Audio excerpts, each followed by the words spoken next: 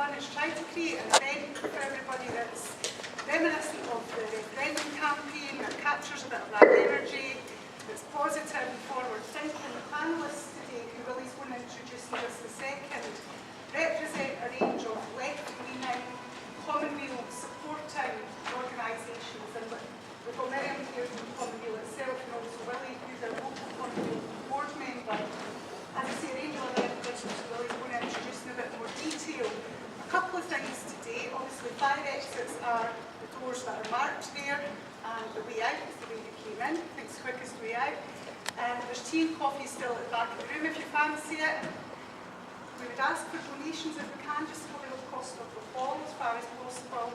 A couple of other things. You'll see that the panel is majority male.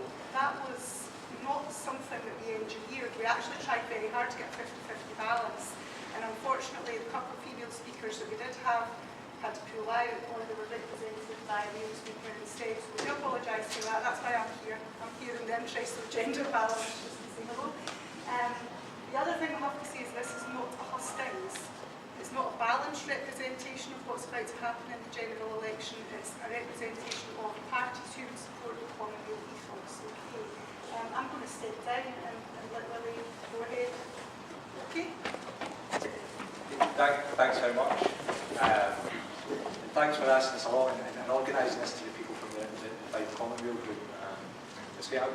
We go around the country every weekend. We're invited to events by local Commonweal groups that have nothing to do with the central organisation, and organised by just local people setting up Commonweal groups across the country, which are much more than 50 now in those groups. I'm just going to say, introduce the speakers now, and not say too much because we want to hear from them really. So we have Miriam, who's a recent graduate of International Relations, is a policy analyst at Commonweal. She now lives in the capital, although she's originally from Shetland. Those delightful yet northern rocks, as she's called. We have Conor Bruce, who's a local member of the SNP for some time. He's involved in the recent by-election victory, and just now busy with the general election campaign. He's from Kirkcaldy, was brought up in this area, and feels quite at home here in the Templhall Community Centre. Andy Collins is a Scottish Green candidate from North East Fife. He's the chair of Sustainable Cooper and spokesperson for the Yes North East during the referendum. He runs a small business from his family home in Cooper and believes that only radical green policies can address the problem of Scotland and of the wider world. And we have Ellen Fox, is a member of Commonweal Fife, but speaking here as a member of the Fifey Wifeys, which is one of 5 women-friendly groups in Fife. She wants to explore how the austerity measures impact more on women and their charges, and to discuss the barriers to and reservations some women have in relation to engaging in politics. As we said before, Ros Hunter has had to give her apologies from the National Collective. And we have here Jim McFarlane, standing in Dundee West for Trade Unionists and Socialist Coalition, took part in the Socialist campaign for independence during the referendum last year, and is a local government worker and trade unionist activist. He's currently branch secretary of the Unison Dundee City branch. And we also have Lewis Akers. Lewis is 16-year-old, just turned 16 he told me. Political activist from West Fife, the Scottish Socialist Party organiser for West Fife, and has recently been elected to be a member of the Scottish Youth Parliament for Dunfermline. He found his involvement in politics when he set up the Ricks branch in West Fife, and through the independence referendum joined the SSP. So that's a fantastic panel of speakers we have to hear from. I'm just going to introduce them in order of the list that I got from, and then if there's got any strong objections to that. And they'll have 10 minutes each. I will raise this book when you've got a minute to go, so as you know to wind up, and I'm going to be quite strong at cutting off at 10 minutes. I think the plan is then we will have a break and some coffee, and then come back and have a discussion with the audience. I think one of the important, we'll cross that bridge when we come to it, but I'm just going to introduce Lewis now, who's going to speak for 10 minutes. Over to Lewis.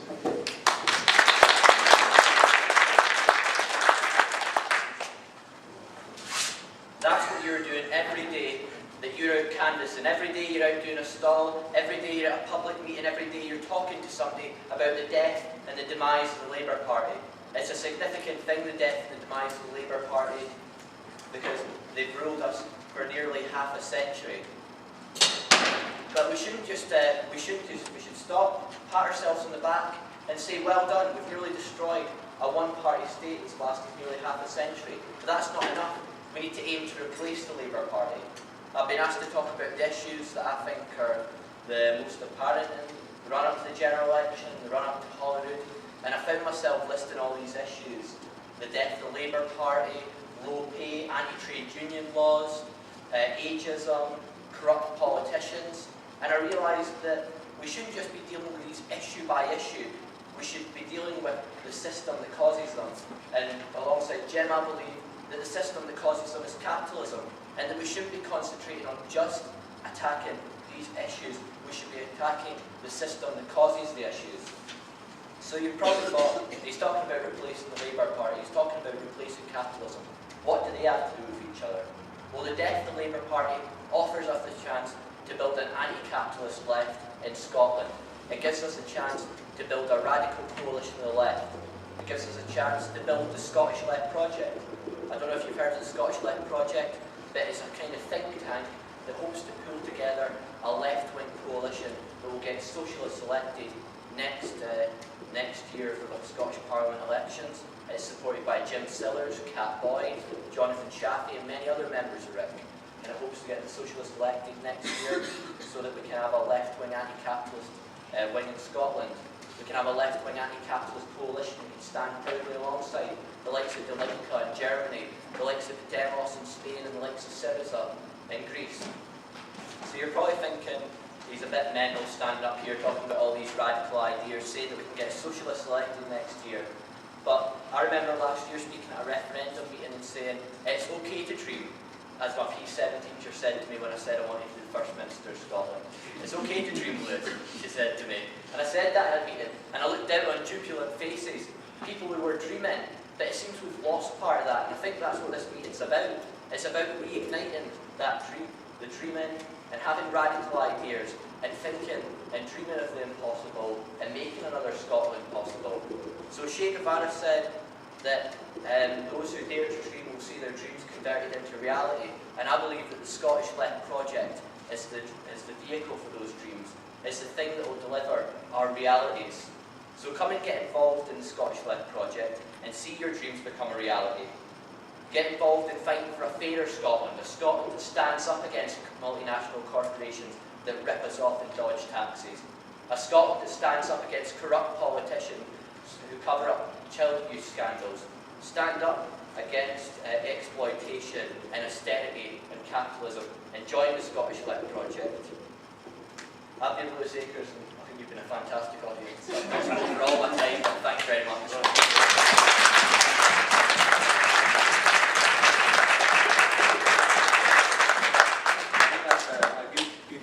Lesson for other politicians that sometimes you just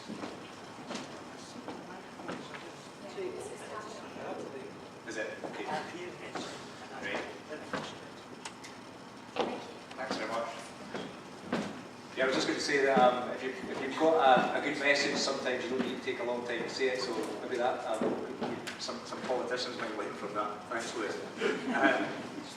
Okay, it's now over to Miriam.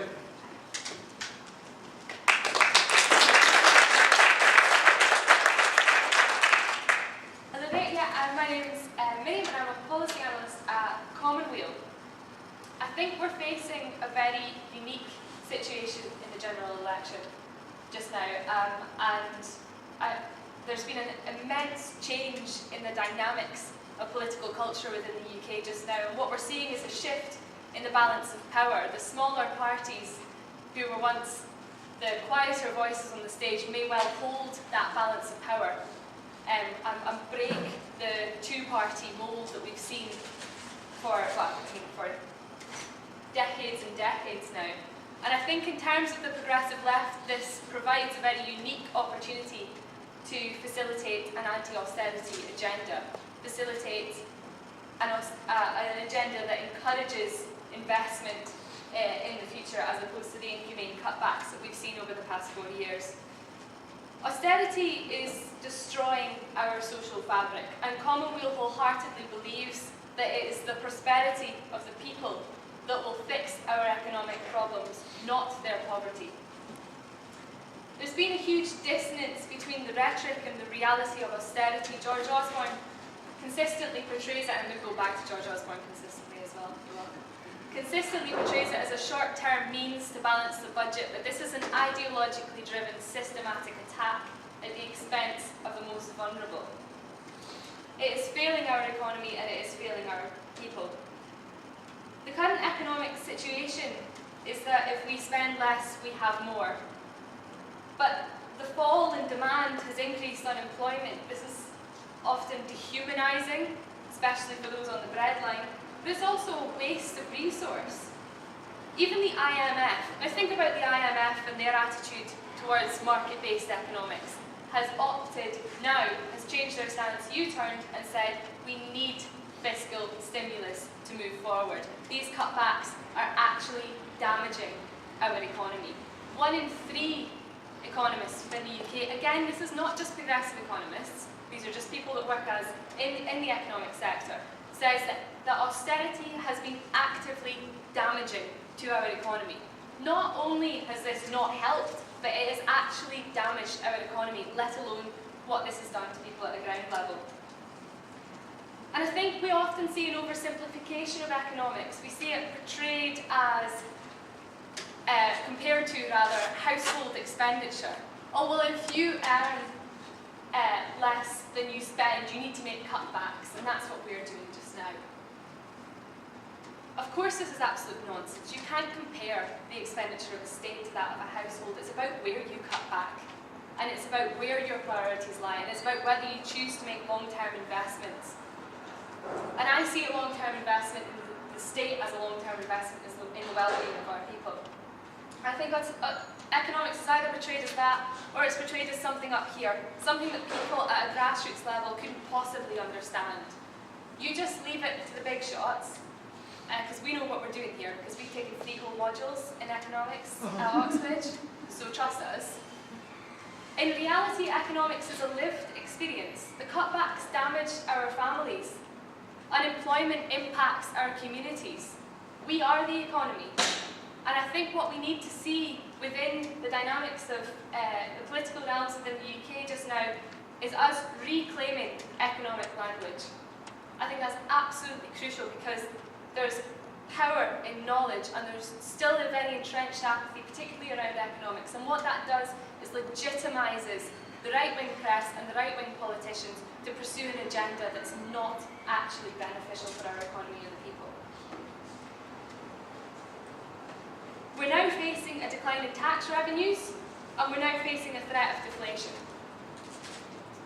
This is within the entire structure of us living in the 4th most unequal country in the developed world, 1 in 4 of our kids grow up in poverty, and food banks have increased by, I think, 300% since the coalition government came into power.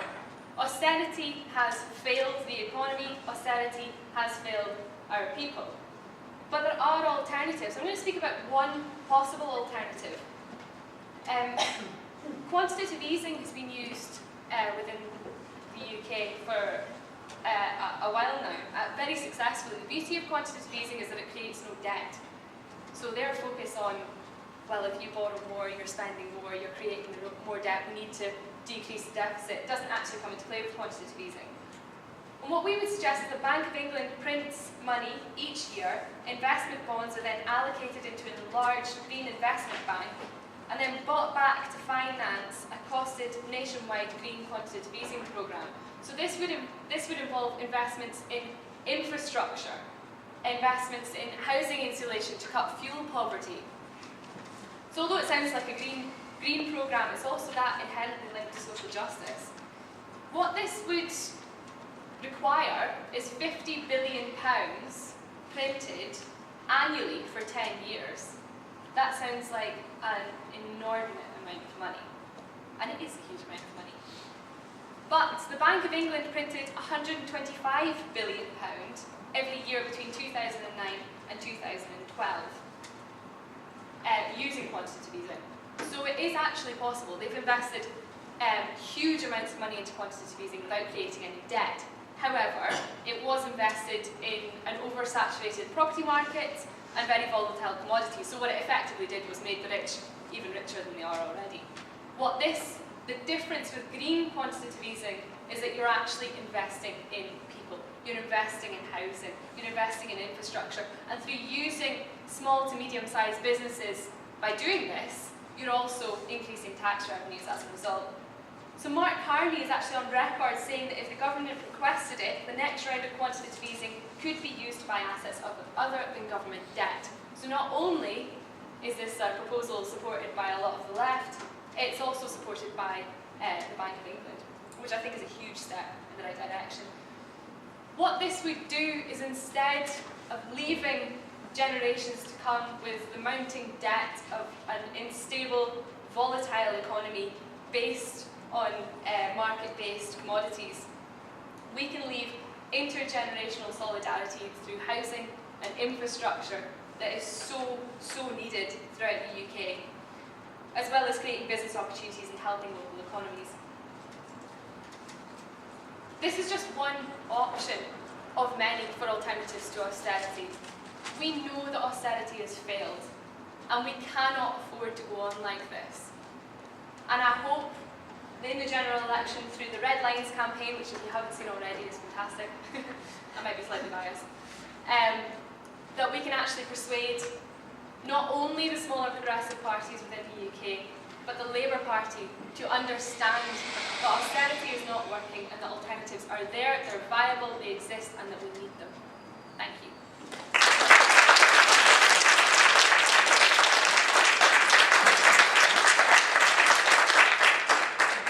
Thanks, Miriam. I'm going to ask Connor now to speak.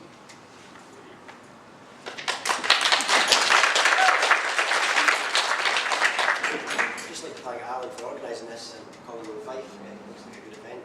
Cheers, guys. We would have thought that 7 months ago yesterday, when the referendum was polling day, we'd be sitting here in a forum like this, still discussing independence, still clutching at that dream of reality of independence. But we are. We would have thought 7 months ago that there would be 115,000 people in this country, members of the Scottish National Party, that there are. 1 in 50 adults. We would have thought that we're 25 days ago, general election. Is it? Post a general election that the SNP could hold the balance of power, but we are.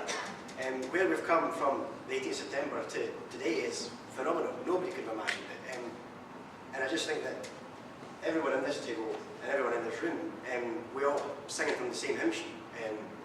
We need to vote for the SNP in May. Aye. and go forward. And then next year, the holiday elections, I think Lewis will go his way and I will mine, and we'll go branch off. But Scotland just now is a very fantastic place for politics, and very, very interesting. In this constituency alone, Kirkcaldy, before it became Kirkcaldy and Cowdenbeath, was one of the strongest Labour seats in the United Kingdom. We would have thought that Lord Ashcroft put SNP ahead of the polls, but again we are. We've got Greens, Socialists, SNP members, Solidarity members, in fact here, all campaigning for Roger Mullin in this constituency to beat the Labour candidate.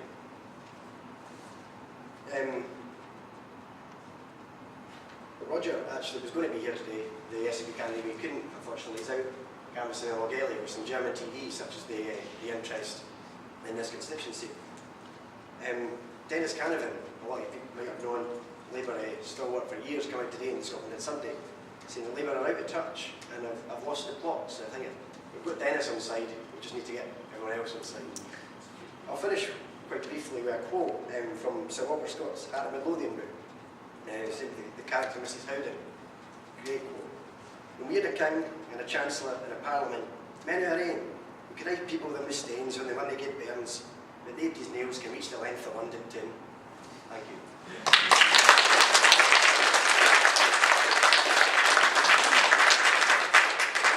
Tom's Corner, over at Andy now.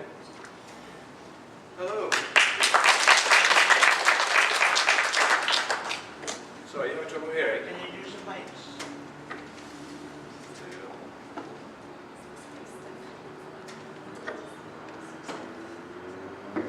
Pick up on that. This And- that's fine. That's That's fine. fine. You're fine from that distance. Can you hear me? Yeah. Good. Thank you very much. I want to talk about three very diverse things, which just because obviously I would agree with almost everything everyone else says here. I don't want to repeat them. So before I start, I've asked my wife to tell me when I'm 3 minutes in and 6 minutes in. So if someone does this to me or this to me, she's just telling me how far I've got to go. Okay. Before I start, it's a very simple question. Who was it that decided that economists are the right people to run a country? That's the thing that shocks me more than anything. And even people here are going to talk about economics as though that was the only thing that mattered. It's not the only thing that matters. What matters is people and how people react to each other. And we need to get away from that. But how did the first thing I want to talk about is first past the post voting system. How did we get in this place in the first place? How did the UK go so badly wrong that we're all up in arms against it? And that's quite simple in my mind. There is just one root cause, it's the voting system. We have a voting system, first past the post. We're the only country in Europe to use such a stupid voting system, and it's something that we really have to address. It's something that the Lib Dems, bless them, tried to address, but they were outvoted by both the Tories and the Labour and the media and everything else who wanted to keep the system the way it was. But all my life, the way that politics has worked in the UK, obviously I'm in Scotland now, but in the UK as a whole, is that the Tories run the country until they cock up, or screw up, I'm sorry about the language, and then the Labour Party take over and they run it until they screw up, and it just goes backwards and forwards. And it's in neither of those parties' interest to actually worry about being elected, because they don't know what they do. They can have expensive scandals, we can have illegal wars, we can destroy Scotland's mining industry, we can do what the hell we like, because we know in 5 or 10 years we'll be back in power, and it really doesn't matter. So what's happened all over my lifetime is that we just built up this establishment, Tory Labour, and who can tell them apart these days? I can't. Who run the country, and they've got everybody on side. They've got the London media on side. They've got the judiciary on side. They've got the police on side, and they just run the place as though they own the place. And of course, they do own the place, and we have to do something about that. So my first message to you today is: first past the post is not a way to elect a parliament. It's never been a way to elect a parliament. You end up inevitably, and you could look up Duverger's law, some French philosopher who worked this out a long time ago.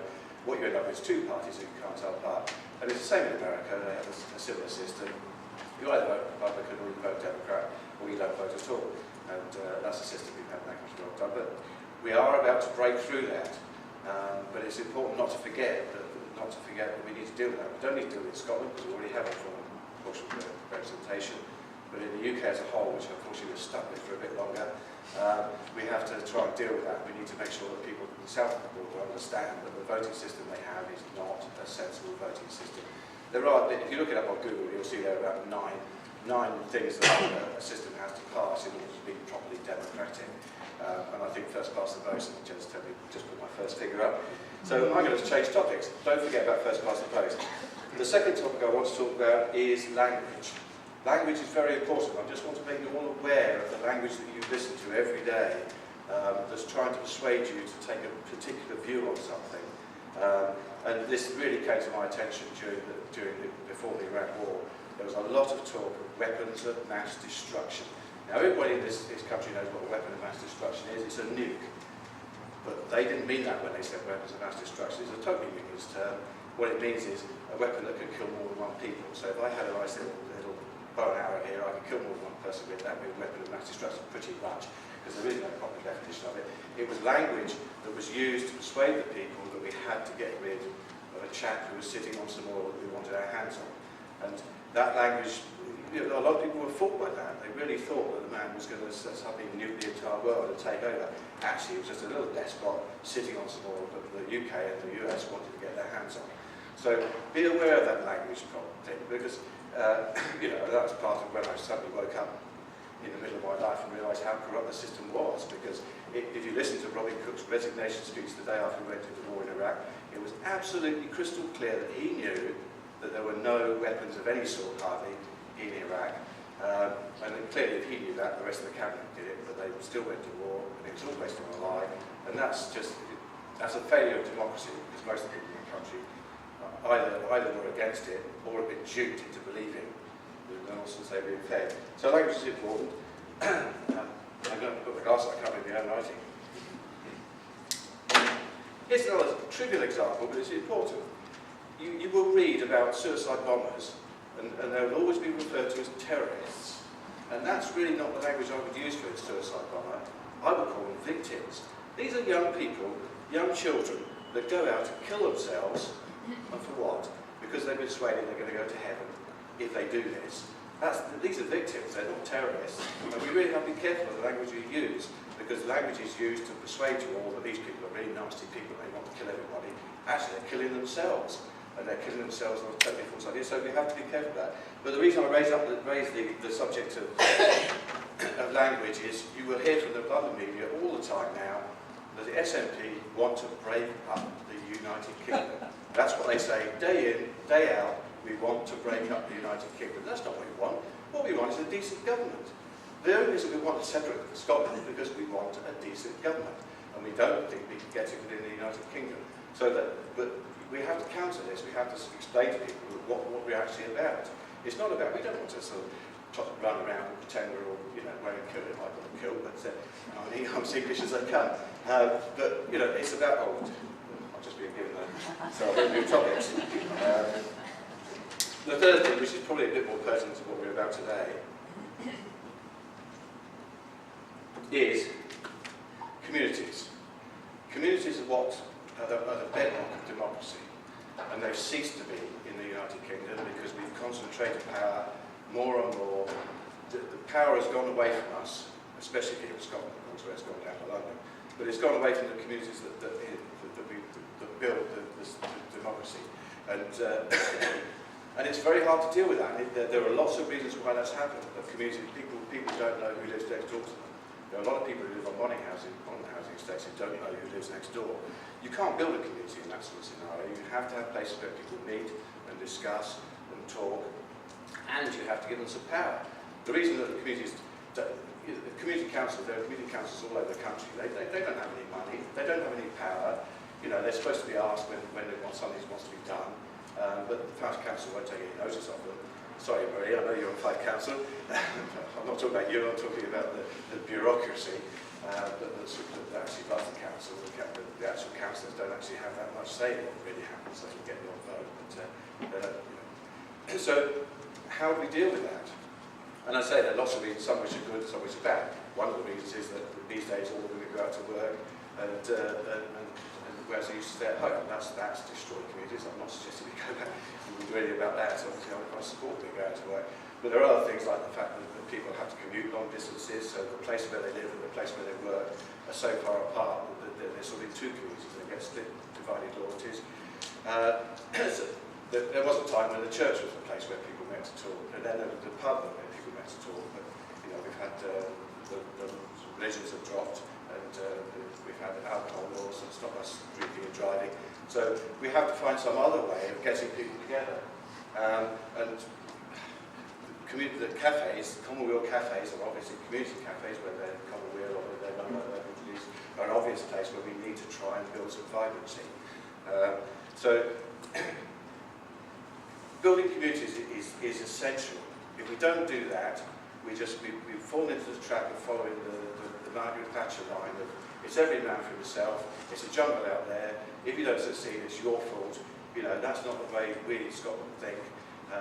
We need to build communities and we need to find ways of doing that. And I'm really just addressing the rest of the panel here, saying that we need to find a way to engage communities and give them back the power so they can make their own decisions. There's a lot of decisions that are taken in Fife Council that shouldn't be taken in Fife Council at all. The towns are quite capable of making their own decisions. The little communities are quite capable of making their own decisions. And obviously, one of the reasons, thank you, I'm going to give the four fingers, I think that's really actually. One of the reasons that we want independence, the Scottish Green Party wanted independence, is simply because we want the power closer to the people. We want it out of London, into Holyrood. We're getting to Holyrood, we want it further down, we want to get it back to the people. Oh, well, I've even been good in the book. I will shut up. Thank you very much.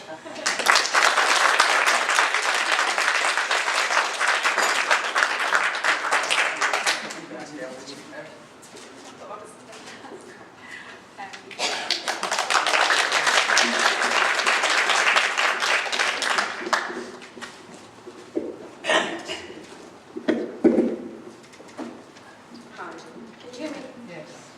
I've been asked to speak on behalf of Fifey Wifeys. Now, Fifey Wifeys is a Women for Independence group that runs along the coast of Fife, from Largo to Rosyth. So we're the coastal bells of the Fifey Wifeys, and we chose to reclaim that word wifey. In Fife, if you were over the age of 16, you could be referred to as a wifey. It had nothing to do with your marital status, so we've taken a bit of delight in reclaiming that. Now, Women for Independence, there are actually 5 groups in Fife at the moment, and 50 groups across Scotland. So the Women for Independence movement has just grown from strength to strength, even after the referendum. And it's about championing the cause for independence, and it's about looking at gender equality. And it's about empowering women individually as individuals as well, in terms of their own independence and their own lives. But I just wanted to talk through a few statistics that we have in classes too. You know, in terms of, I mean, I hold that austerity affects women more negatively than it affects the rest of our community. If we look at workfare in terms of who does part-time work, there are 2.11 million men, 2.11 million men who work part-time, but the same figure of that is 5.85 million women who work part-time. And if you work part-time, if you're a woman, you can expect to earn less, about 34.5% less than a man will in part-time work. If you're in full-time work as a female, you fare a bit better, but you can still expect to earn 10% less than your male counterpart when you're in full-time work. Childcare in the UK is the highest in the EU, and it's reckoned that families pay up to 26.6% of their income just maintaining childcare where they work. So, austerity more adversely affects women. But we're talking about elections here, and a figure that I heard recently was that in the UK in 2010, 9 million women chose not to register their votes during the last election. And that's a shockingly huge figure of women that are totally disengaged with the whole system. Now, if I think about politics, I know this sounds a bit crass, but it's what I think. I think of educated, privileged white men. I hear deficit, I hear words about the economy. I see, if I watch Question Time, Prime Minister Question Time, even First Minister's questions, I see people that battle it out and talk of one another, they don't discuss issues, it's point scoring. And they can't answer a question. Ask a politician a question and he struggles to give you an answer. I mean, it's no wonder that we're disengaged from politics. And I think we should be considering, especially in terms of where women are, why that is. It's been really refreshing, I have to say, during the leaders' debates, watching the women come to the debates.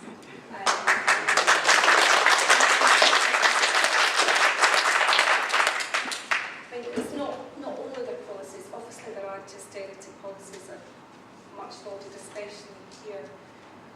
We know that austerity doesn't work. The top economists in the world are telling us that. It's only our UK government that tries to tell us any different.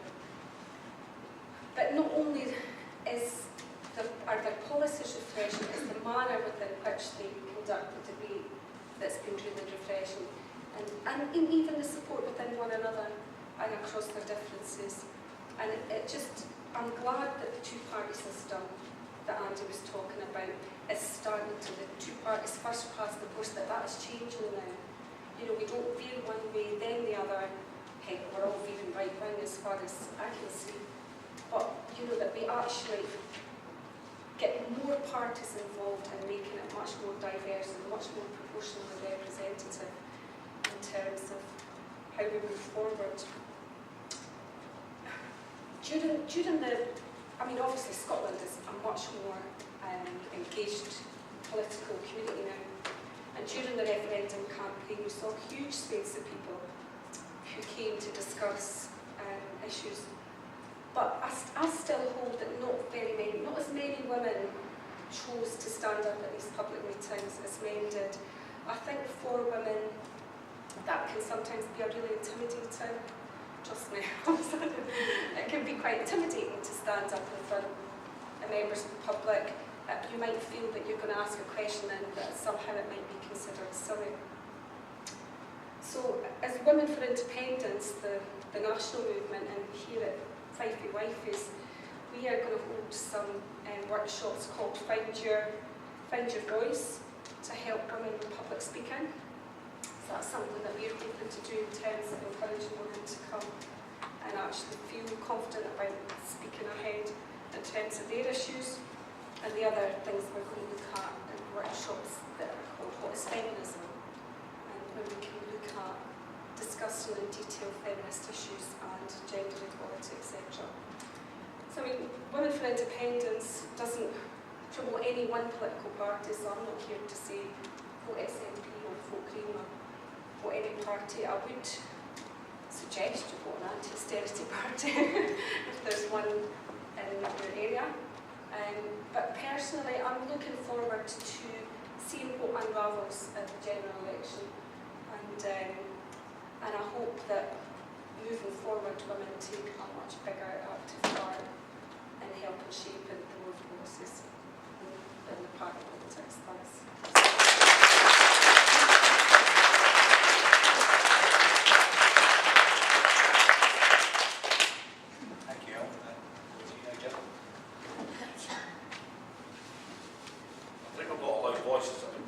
Hear me all right? Yeah.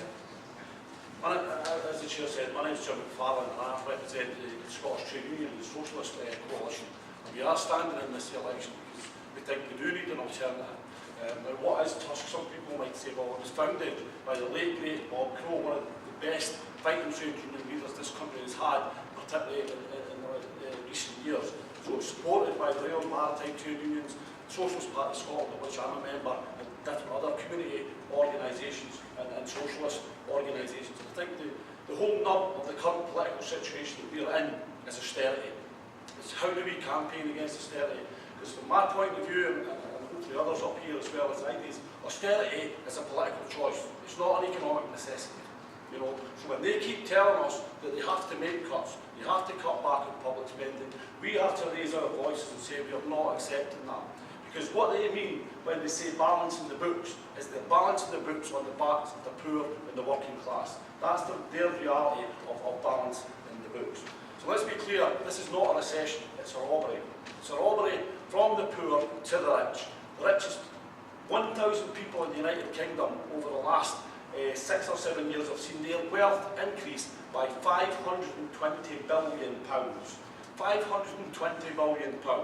Yet they're telling us that we have to tighten our belts. They tell us that we're all in it together. If only. But the scandal of the bedroom tax, thankfully now mitigated in Scotland through campaigns that were built up about no evictions for people. We've got the scandal of sanctions against people claiming benefits. People who are 10 minutes late for an appointment for whatever reason, not taking into account that they could be suffering from mental health or disabled, they've got mobility issues, they've got access issues and everything else like that.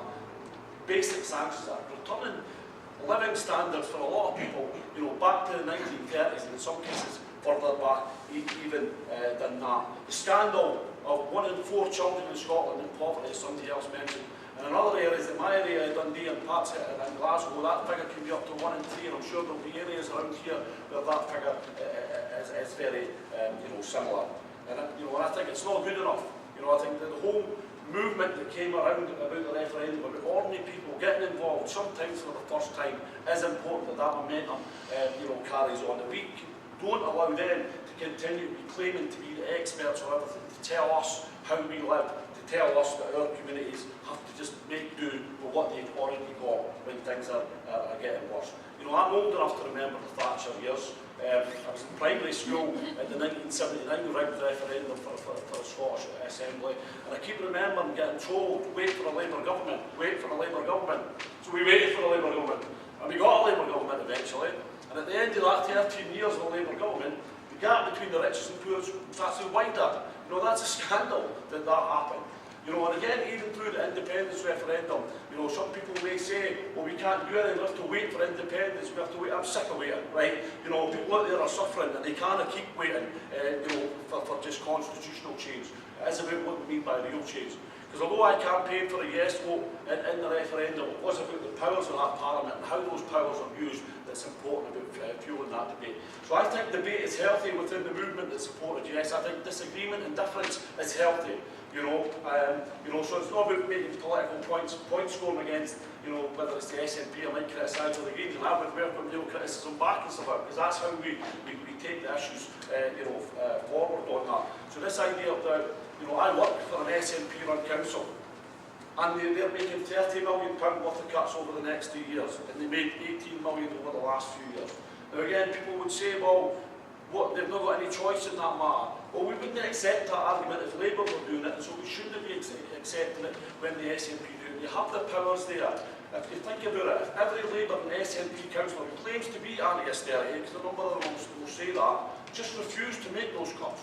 That's what they need to do. They can refuse to make those cuts. The millions back that have been stolen from local services, because it's been stolen from our communities to go to the City of London to pay off the bankers. We want that money back. We want those resources back in our communities, because that's where they need us. They didn't need that. They've been bailed out, you know, to the hill. So it is this idea about how do fundamentally what type of economic system do we run? Because in my opinion, in the 21st century, if capitalism can't provide decent housing, if it can't provide decent pensions, if it can't provide decent welfare, then we can't afford capitalism. You know, in my opinion, capitalism is a good idea in theory, but it doesn't work in practice. We keep getting told that, you know, about social. Let's look at the last government and who represents us in Parliament. Current condemned government, a government made up of multi-millionaires sitting in London deciding our fate. And that cabinet met in Downing Street every week. It wasn't really a cabinet meeting, it was a school reunion. They'd all been to here. You know, that's the reality of their system. And that's also, I think the point was made about challenging the mainstream media, because it's them, they're the mouthpiece for the ruling class. They're the mouthpiece to blame, you know, us, to convince us that there's no alternative, politically, socially, or economically. They demonise the poor, the disabled, the single parents, immigrants, and all the rest of it. You take nothing, you know, the spotlight on the rich and powerful. Just look at the mess that we're getting over the, you know, the sex abuse scandals and stuff like that. Greville Janner, he's claiming to be no fit to face that, yet he was attending the House of Lords claiming it's £400 a day up to the end of December 2013, and he suddenly discovered he had dementia once he'd been charged by the police. You know, and that's a disgrace that they keep getting away with that, and those cover-ups happen like that. The idea about how we are represented in the media is important. Somebody mentioned Question Time. I've had to give up watching Question Time, because I need to buy a new telly every time I watch it. Put my foot through it. And, you know, again, where's the voice for ordinary people? So while it seems that Nigel Farage has his own dressing room on his desk in the Question Time studio, where is the voice for ordinary working people? Where is the voice of the trade union leaders and stuff like that? Very, very rare that we get that opportunity there. And for me as a socialist and as a trade unionist, I think, you know, I want to bring to some of the discussion about the role for trade unions, because I think even some on the left have written the trade unions off as this kind of out of date and not needed, or somehow that, you know, you go to work but your politics is something separate from that. Let's remember that the trade unions are still the biggest voluntary organisations in this country by a mile. There are over 650,000 trade union members in Scotland. You know, if you think the potential power that they can have, and that's on top of it, you know, even after the job slaughter that's gone across the public sector, 60,000 public sector jobs have gone in Scotland since 2008. And you know, I'm sick hearing from the media that me as a council worker, that we're all kind of sitting about doing nothing, drinking tea with our feet up on our desk. But the people that I represent are the care workers, the social workers, the education, the classroom assistants, the people who provide real services to real people in our communities every single day. And it's a disgrace that those jobs and services are going at a time when there's increased the need for that. The increased need because people are living longer. And suddenly the idea that people are living longer has suddenly turned into something being a problem. It's been a problem now because people are living longer. What a disgrace. I mean, what type of society that we're living in. So they raise the retirement age, they make us work till we drop, and all the rest of it, and they cut back on the care that we can provide to the people that are there. So, you know, my final points are this, that I think the role that I want to see as socialists and trade unions play is to build that alternative, to challenge all the parties if they're carrying cuts. You know, I want to see a socialist programme put in place with public ownership of the railways, public ownership of the energy companies, so we didn't have the scandal of older people being scared to put their heating on every year and people dying and stuff like that. I want to see, you know, said in the past about the oil industry that is Scotland's oil. Well, it's no, because it's owned by the American multinationals. I want that publicly owned and run for our benefit and for the needs of society. So that's where, again, I would have difference, again, with someone, you know, and I'm not writing everybody off the SNP. I would call on the newer people who joined the SNP to try and argue that within the SNP and stuff like that as well. So instead of calling for tax breaks for the oil industry, you know, let's actually call for public ownership and use those resources. My final points are this: it's about real change. You know, that's why we're here. That's why we continue to be active in politics. And my position is always that real change doesn't come through just voting in an election every year or every 2 years or every 5 years. Real change comes when ordinary people get organised and get campaigning and take up the issues. That's where every gain of the past has come. The right to vote, the right to strike, the right to belong to a union, the right to benefits and pensions, the right to have a weekend, the right to have time off from your work. Every single one of them has come through struggle of ordinary people. They have never given that to us from on high. It's not been, you know, the benevolent bosses thinking, there's a good idea, have a couple of days off on a Saturday and Sunday. Ordinary people have had to fight for that. And every gain of the past is under threat if this continued austerity continues. You know, the attack on our living standards, and the idea that ordinary people have to pay the price of the banker's mess is about we have no part in playing and creating that. You know, so that's the discussion I would like to see us take forward. Let's build a society where people come before profit, where need comes before greed. Never accept the argument there's not enough money out there. There's plenty of money out there. It's how we utilise that, and who controls it, and how we democratically organise it. Thank you.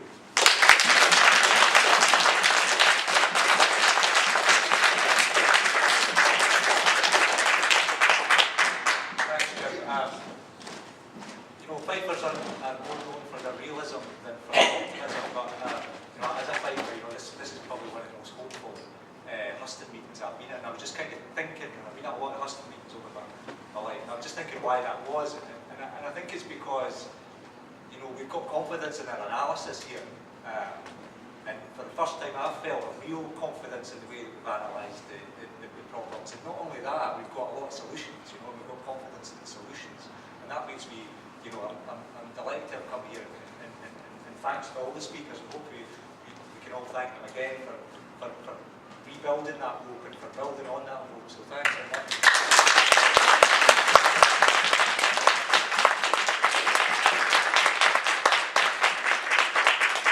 We're going to have like a 15-minute coffee, tea break, chat break, and then we're going to come back and hear from what people from the audience want to say. So, have a little break. Thanks.